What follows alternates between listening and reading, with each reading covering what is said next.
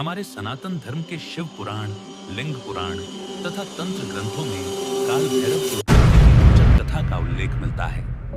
प्राचीन काल में दक्षिण भारत के मंदिर में तेनालीराम मां काली की आराधना करने गए, तब मां काली प्रकट हुए।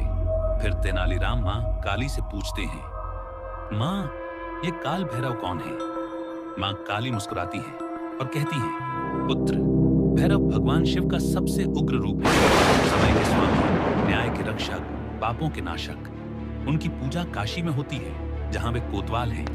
उनका वाहन काला कुत्ता, स्वरूप काला नीला, हथियार त्रिशूल खड्ग, 7 भूत प्रेत। तेनालीराम ने पुनः मां काली से पूछा, मां, ये काल भैरव उत्पत्ति कैसे हुई? मां काली ने कहा, अब सुनो उनकी उत्पत्ति की कहानी। एक बार ब्रह्मांड के तीनों सृजन ब्रह्मा, विष्णु और शिव में श्रेष्ठता का विवाद।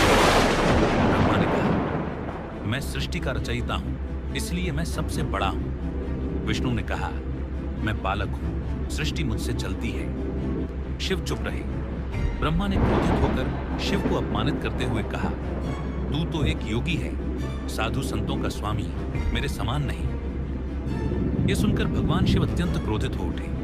उनके क्रोध से उनके माथे से एक तेजपूर्ण काला भयंकर बालक प्रकट हुआ। उसका नाम था काल भैरव। शिव ने काल भैरव को आदेश दिया, इस अहंकारी ब्रह्मा को दंड दो।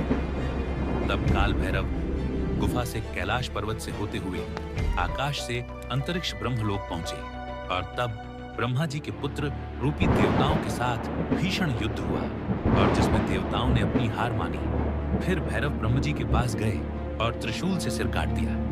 फिर ब्रह्मा के 5वें सिर, जो अहंकार का प्रतीक था, सिर भैरव के हाथ में चिपक गया। ब्रह्म हत्या का पाप मुक्ति और काशी। पाप से मुक्ति के लिए भैरव तीर्थ तीर्थ भटके, लेकिन पाप न छूटा। अंत में काशी पहुंचे।